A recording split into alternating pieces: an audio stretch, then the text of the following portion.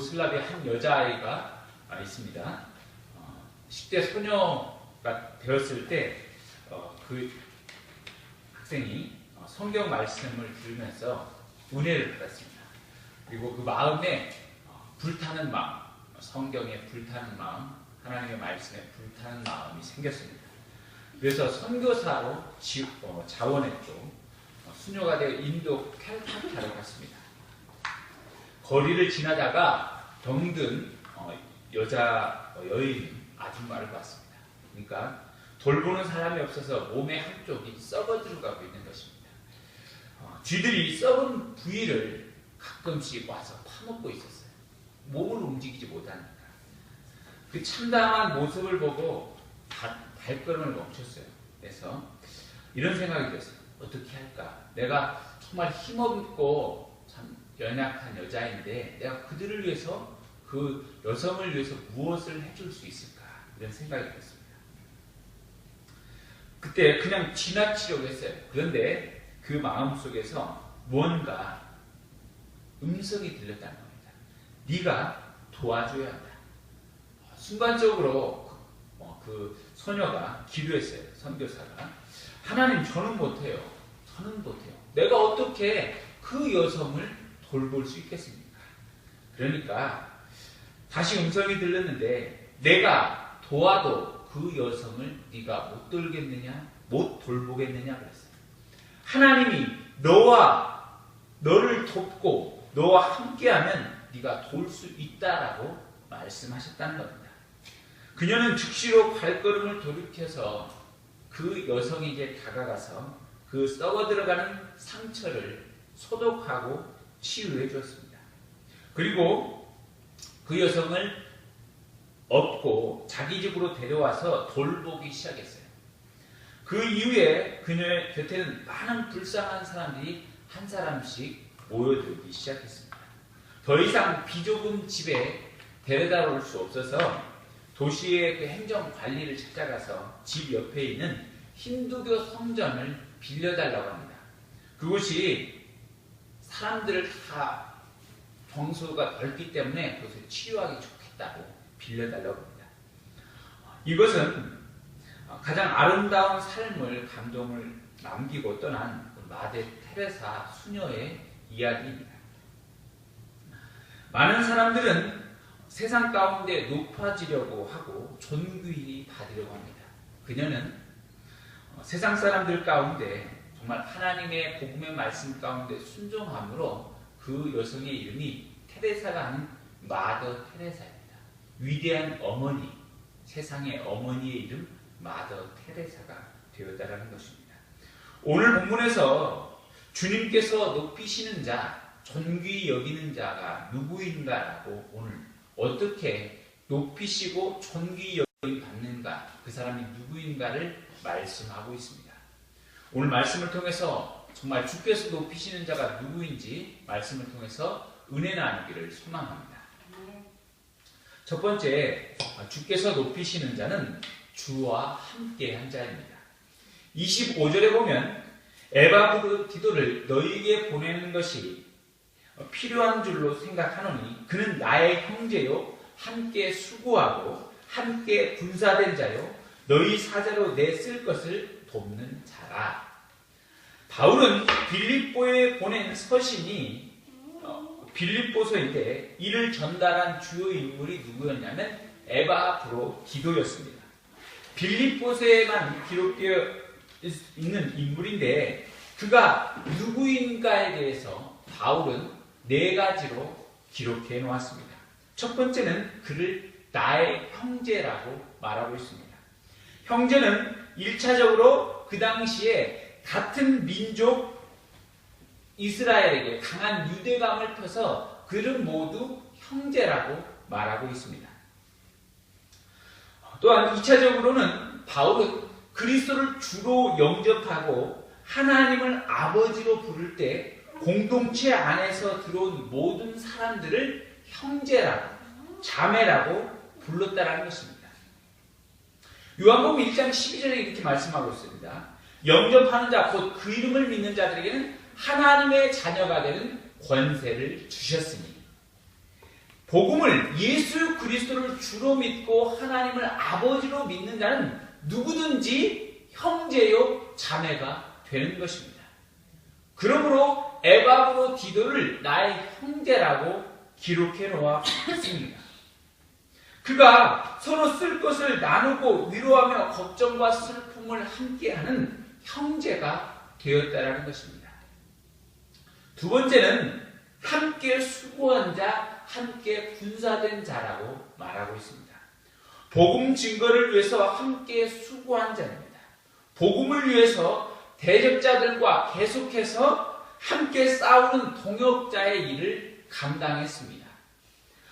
세 번째로는 너희의 사자 그랬습니다. 사자는 라이언이 아니다. 호랑이가 아니라 보냄받은 자, 헬라어는 아포스톨론, 사도를 아포스톨로스.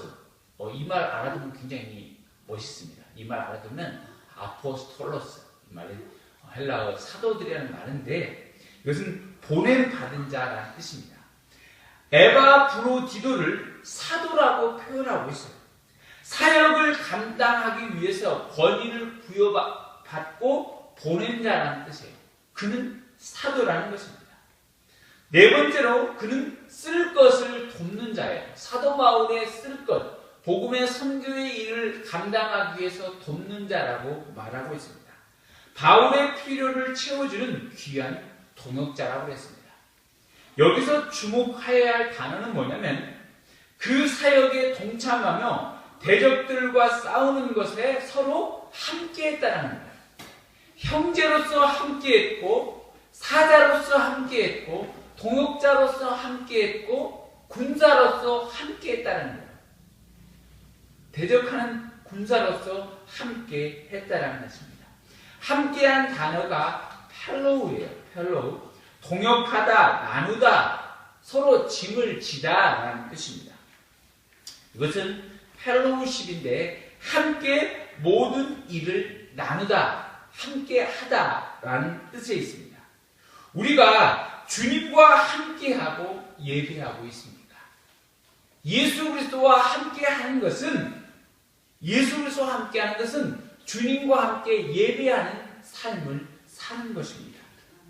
주님과 함께 예배하고 성만찬 예식에 그리스도의 피와 몸을 나누고 있습니까? 그리고 복음의 은혜에 참여하고 있습니까? 주의 장성한 분량에 이르는 믿음 가운데 함께하고 있습니까?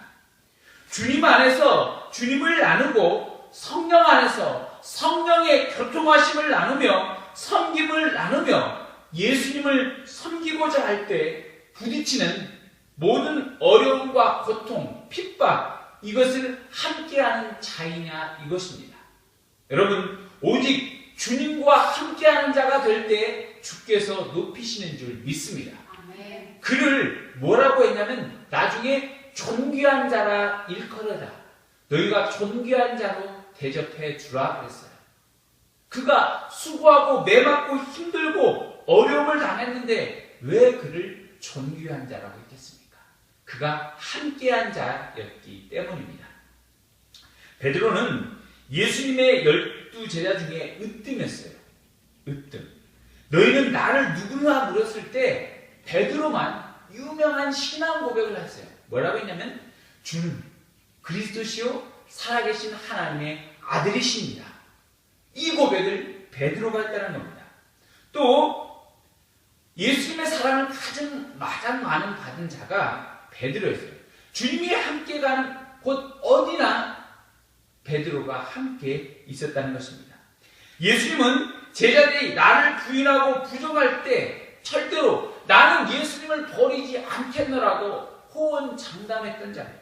그래서 그는 나는 예수님과 함께 있다면 나는 옥에도 가겠다, 감옥에도 가겠다라고 말하고 있었습니다. 특별히 말뿐만 아니라 행동으로 베드로는 보여줬었던 자예요. 그가 어떻게 보여주냐면 예수님을 잡기 위해서 대제사장과 로마의 병정들이 군인들이 왔어요. 그래서 예수님을 잡으려고 하니까 그 옆에서 있던 베드로가 옆에 있었던 칼을 꺼내서 대제사장의 종의 귀를 내리쳐버렸습니다. 그래서 당당함을 보였어요. 내가 예수님을 지키는 자다. 이렇게 말했어요. 그런데 그가 끝까지 그렇게 했냐? 끝까지 예수님과 함께하지는 못했다는 겁니다. 그가 예수님이 잡혀서 신문받고 고난받을 때 그 옆에 베드로가 쫓아갔는데 사람들이 베드로를 이렇게 불렀어요. 너 한패지. 예수님과도 한패지. 그러니까 모르는데요. 나 몰라요. 예수님을 내가 알면 손에 창을 찢겠습니다. 이렇게 부인했던 자예요. 그리고 예수님이 십자가에 못 박혀 죽는 그 순간에 베드로는 함께하지 못했습니다. 예수님을 부인하고 배신하고 고향으로 그냥 돌아갔던 자입니다. 오직 여러분, 베드로의 모습은 성경에 나와 있는 인물이 아니라 곧 우리의 모습이라는 것입니다. 우리가 정말 기쁘고 즐거울 때 이 예배하는 순간에 그리스도와 함께 있지만 우리가 삶의 현장에 내 것이 손해보고 내가 좀 그리스도를 드러내는 그 순간에 내가 주님과 함께 있으면 손해볼 때 주님의 이름을 드러내지 않습니다. 주님과 함께하지 않는다는 것입니다. 오직 저와 여러분이 예수 그리스도와 함께 있는 자가 될 수 있길 바랍니다. 그러면 주께서 여러분을 높이시는 줄 믿습니다. 내가 주님과 함께할 이유는 딱 한 가지입니다. 나는 주님과 함께 있고 싶어서입니다. 하나님을 나의 아버지로 부를 수 있고 싶어서, 나의 아버지로 부르고 싶어서 주님과 함께 있는 것입니다. 그리스도와 함께 있는 것이 끝까지, 그리스도와 함께 있는 것이 영원한 우리의 소망이 될 수 있길 바랍니다. 그러면 주께서 우리의 삶을 들으셔서 우리의 삶의 현장에서, 여러분이 서 있는 그 삶의 현장에서 여러분을 높이셔서 가장 존귀한 자로 하나님의 영광과 찬송을 드러내게 하실 줄 믿습니다. 자, 두 번째로 주께서 높이시는 자는 그리스도를 위해 목숨 거는 자입니다. 30절 같이 한번 읽어보겠습니다. 30절 시작. 그가 그리스도의 일을 위하여 죽기에 이르렀어도 자기의 목숨을 돌보지 아니한 것은 나를 섬기는 너희의 일에 부족함을 채우려 함이니라. 아멘. 그리스도의 일이란 무엇입니까? 하나님께서 예수님을 이 땅에 보내신 목적, 영혼, 구원입니다. 말씀 사역, 선교, 치유, 제자여용, 성도의 돌봄이라는 것입니다. 그리스도 안에서 행해진 일들입니다. 분명한 사실은 그리스도께서 우선순위를 말씀하셨다는 것을 기억해야 합니다. 요한복음 6장에 보면 한 사람이 찾아와서 주님께 묻었습니다. 우리가 어떻게 해야 하나님의 일을 할 수 있습니까? 어떻게 해야? 하나님께서 보내신 일을 믿는 것이 하나님의 일이니라 그랬습니다. 주님의 말씀을 사모하고 말씀을 경청하고 순종하는 것이 하나님의 일인 줄 믿습니다. 이것이 먼저라는 것이에요. 여러분, 그리스도의 일을 할 때 우리가 많은 봉사와 헌신과 참여를 많이 하지만 가장 우선시 되어야 할 것은 그리스도의 말씀을 듣는 것입니다. 그 말씀을 사모하는 거예요. 주의 말씀이 선포된 그곳에 나와서 말씀을 듣고 순종하며 따르는 것, 그것이야말로 우리의 우선된 일입니다. 그래서 마르다와 마리아가 있었는데 마르다는 주님이 오시니까 집안일, 정말 잔치를 챙기고 일하는 일에 바빴지만 마리아가 예수님의 곁에서 떠나지 않고 주의 말씀을 들었다는 것입니다. 그러니까 마리아가 불평하니까 하는 말이 예수님께서 마리아는 너보다 더 좋은 일을 택하였노라 그랬어요. 오직 주의 말씀을 먼저 듣고 예수 그리스도를 믿는 것이야말로 하나님의 일인 줄 믿습니다. 그 다음에 우리는 뭐냐? 복음 전파의 사역에 감당해야 하는 것이 바로 예수 그리스도의 일, 하나님의 일이라는 것입니다. 에바브로디도는 어떻게 그리스도의 일을 감당했냐면 30절에 죽기에 이르러서도 자기 목숨을 돌보지 아니하였다라고 했습니다. 에바브로디도의 형편을 보면 26절에 그가 너희 무리를 간절히 사모하고 자기가 병든 것을 너희가 들은 줄 알고 심히 근심한지라. 27절에도 그가 병들어 죽게 되었으나 하나님이 그를 긍휼히 여기셨고 그뿐만 아니라 또 나를 긍휼히 여기사 내 근심 위에 근심을 면하게 하셨느니라. 에바브로디도가 죽게 되는 병을 가졌는데 그가 그 목숨의 위태로운 상황 가운데 죽을 병에 걸렸지만 그가 그리스도의 일을 위해서 목숨을 바쳐 목숨을 걸었다라는 것입니다. 헌신했다라는 것입니다. 그가 무슨 병인지는 분명하게 언급하고 있지 않습니다. 그러나 그가 죽을 병을 걸리면서도 헌신했다는 것입니다.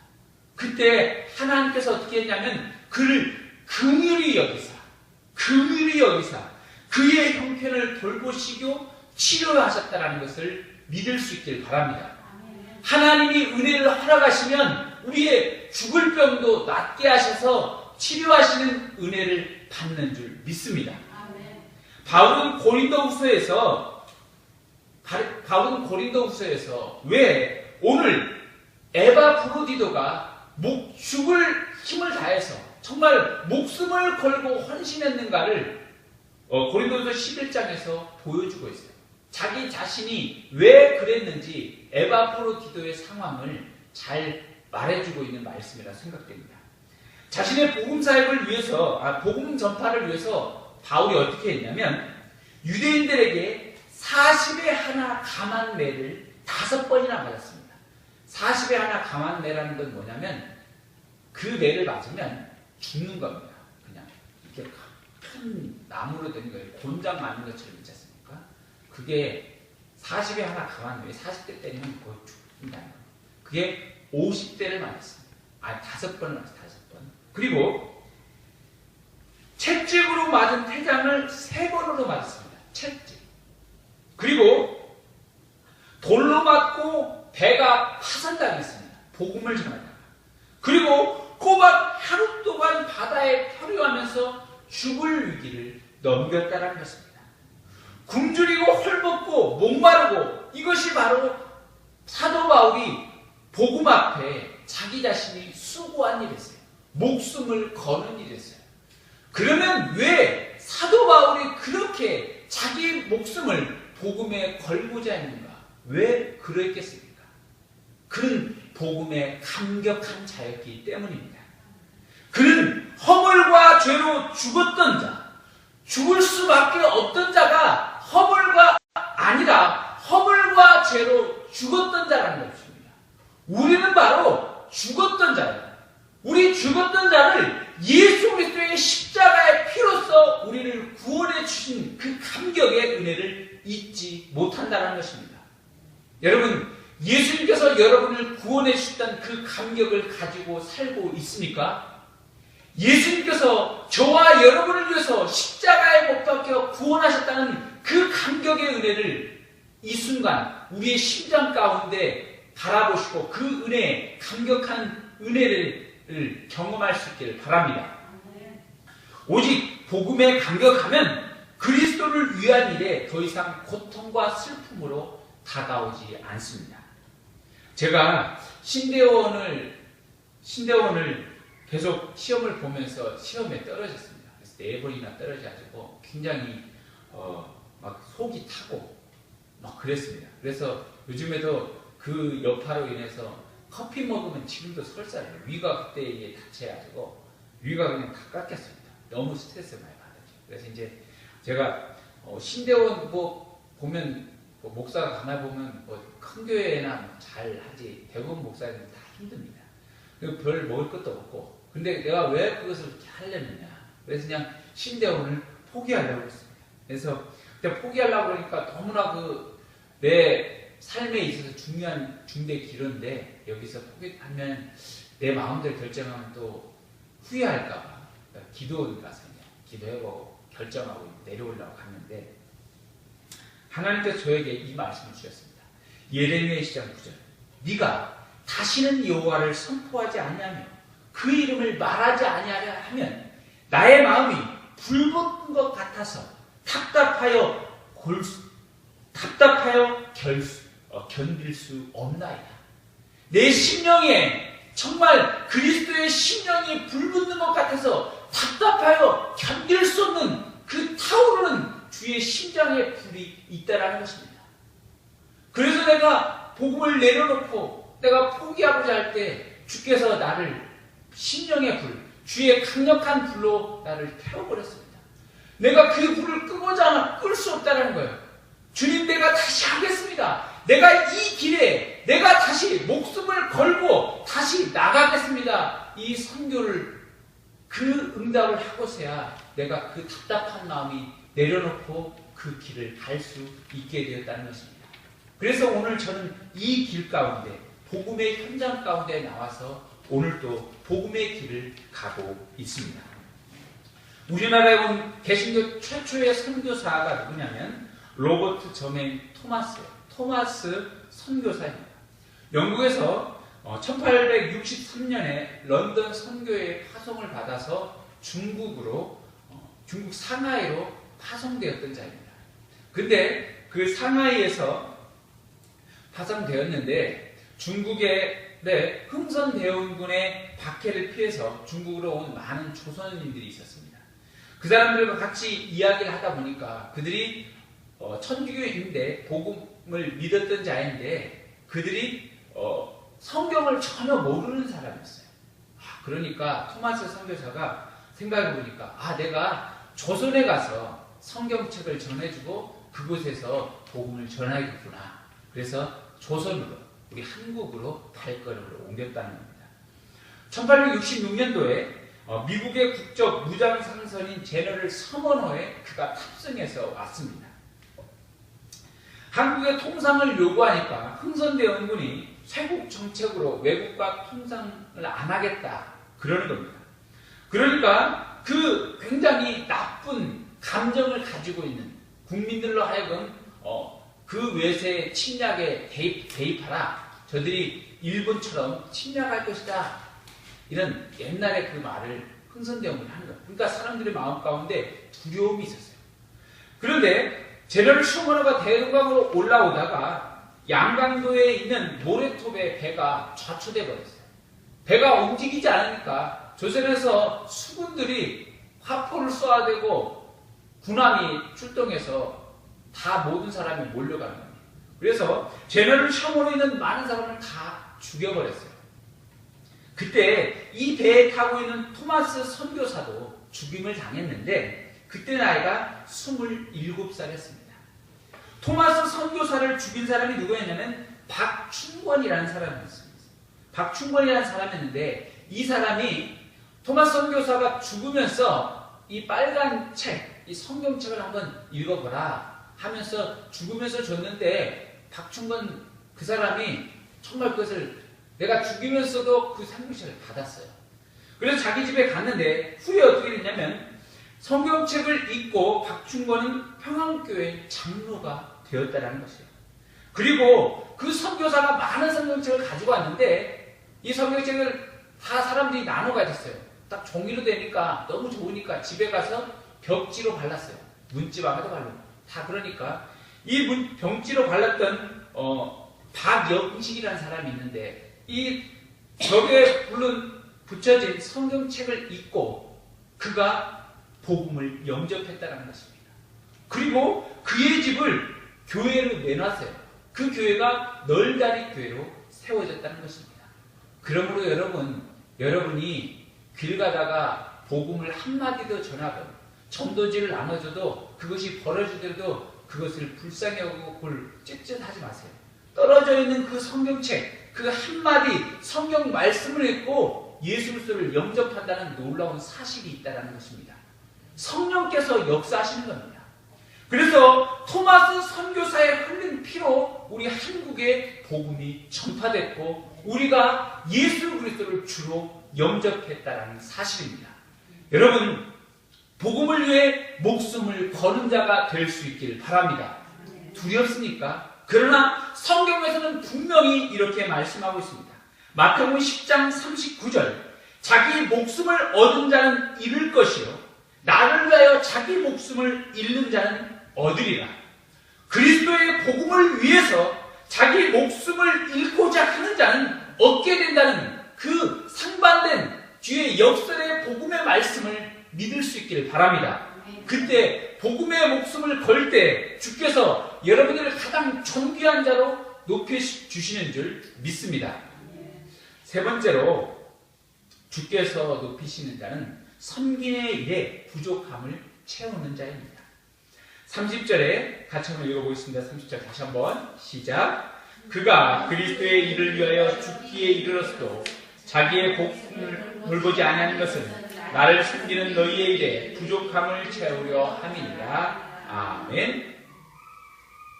지금 섬기는 일이라고 했습니다. 섬기는 일은 그리스도의 복음을 전하는 것에 전파하는 사역에 섬기는 일입니다. 그 섬기는 일, 빌립보 교회가 바울을 선교를 도와주고 하는 것, 그것도 또한 섬기는 일입니다. 이것에 섬기는 일에 부족함을 채우는 자였어요. 바울은 대단한 일을 하였던 자가 아닙니다. 아니, 에바브로디도는 이 나라를 일으켜 세우고 우리나라의 어떤 정책을 바꾸며 이 세계의 지구 평화와 지구 정복을 위해서 우리 외계의 침략에 외계인들을 무찌르는 그것을 하는 그런 꿈을 가진 자가 아니에요. 자기는 자기 맡겨진 주의 복음을 섬기는 일에 부족함을 채우는 자로 섬겼다는 것입니다. 이것이야말로 에바브로 디도의 일이었습니다. 이 시대는 가장 큰 것을 하려고 합니다. 대물, 큰 것에 사람들이 다 욕심을 내고 있습니다. 그래서 다 큰 자리, 사장, 큰 것은 부장, 이런 것에 관심이 있습니다. 뭐 내 직위가 낮건 그런 건 관심이 별로 없습니다. 사람들에게 주어지는 임무, 사람들에게 자리 주어지는 것, 그것을 다 사람들이 좋아합니다. 교회에서도 장로, 권사 이렇게 해줘야 사람들이 좋아합니다. 그래야 오래 붙어 있습니다. 그래서 사람들이 이렇게 막 이렇게 주는 거예요. 어떤 교회에서는 뭐 장로, 권사 하면서 한번 임직하면서 뭐 100명, 200명씩 하는데 뭐 좋습니다. 그러나 수많은 하면서 뭐 헌금을 막 몇 천만 원씩 이렇게 또 이렇게 강압적으로 하는 경우도 있다고 하는데, 여러분, 그것이 교회를 살리는 일은 아닙니다. 오늘 주께서 높이시는 자가 누구라고 했냐면 에바브로디도처럼 복음을 위해서, 주의 섬기는 일을 위해서 부족함을 채우는 자라고 말하고 있습니다. 오늘 여러분의 삶의 현장 가운데 여러분이 부족함을 채우는 자로 설 수 있기를 바랍니다. 내가 가장 위대한 일, 정말 이 세상을 바꾸고 조직을 바꾸고 사회를 바꾸는 것이 사회의 현상이 되어버려서 그것을 내가 그 일에 내 꼭대기에 올라가 있다, 그 일을 하려고 하지 마십시오. 그 일은 다른 사람이 또 하면 되는 것입니다. 오늘 우리가 부족한 일을 채울 때 하나님께서 가장 존귀한 자로 여기시는 줄 믿습니다. 사울은 자기가 왕이었습니다. 그럼에도 불구하고 자기는 뭔가 하나를 더 채우고자 했어요. 그것이 뭐냐면 하나님의 일이었어요. 하나님의 일. 제사장의 일이었습니다. 사울이 전쟁을 하려고 그러는데 다급했어요. 사울이 전쟁을 하려고 하는데 이미 이방족이 쳐들어왔어요. 그러니까 어떻게 하냐면 전쟁을 지금 해야겠는데 언제 나가야 할지 그 당시에는 제사장이 하나님의 말씀을 듣고 말해줘야 돼요. 그러니까 사울이 언제 기다리는데 제사장이 안 와요. 사무엘이 안 오는 것이에요. 그러니까 자기가 제사를 드려버린 겁니다. 하나님 앞에 제사를 드리고 내가 보니까 지금 전쟁하더라 그러는 거예요. 그러니까 하나님께서 어떻게 하셨습니까? 그를 사무엘을 통해서 보내셔서 사울의 직위, 왕의 자리에서 내려버렸습니다. 그의 마음에 하나님께서 네 왕, 너의 마음을 떠났다라고 말씀하고 있다는 것입니다. 오늘 오직 우리가 부족함을 온전히 채우고 섬기고자 할 때 하나님의 은혜가, 하나님의 존귀함의 은혜가 임하는 줄 믿습니다. 헤르만 헤세가 쓴 동방순례의 이야기가 있습니다. 이 이야기에 보면 이야기의 주인공 레오라는 사람이 있는데 순례자들의 허드렛 일을 돕고 식사 준비를 하고 때로는 밤에 지친 순례자들을 위해서 악기 연주를 해주는 겁니다. 오케이, 많이 피곤하세요? 내가 악기를 연주해 줄게요. 그리고 그 사람들을 위해서 앞마도에 서는 거예요. 그 사람들이 필요한 거 있으면 물도 떠다 주는 거예요. 다른 사람이 힘들다면 저요, 내가 할게요 하면 손들면서 그들에게 필요를 채워주는 것입니다. 그는 늘 사람에게 무엇을 내가 도울 일이 없을까요? 항상 이렇게 묻는 사람이 있습니다. 그러나 어느 날 갑자기 이 사람이 없어져 버렸습니다. 정말 행복하고 멋지게 순례단이 지금까지 와왔는데 갑자기 레오가 사라진 순간에 순례자들 사이에 다툼이 생겨난 것입니다. 순례자의 순례 의욕을 상실해버렸습니다. 나중에 알고 보니까 이 레오는 순례자의 처음부터 계획하고 순례자를 만든 리더였다는 것입니다. 총 리더가 바로 레오였습니다. 레오는 정말 리더였지만 그들을 섬겼습니다. 부족함을 채우고 그들과 함께 했다는 것입니다.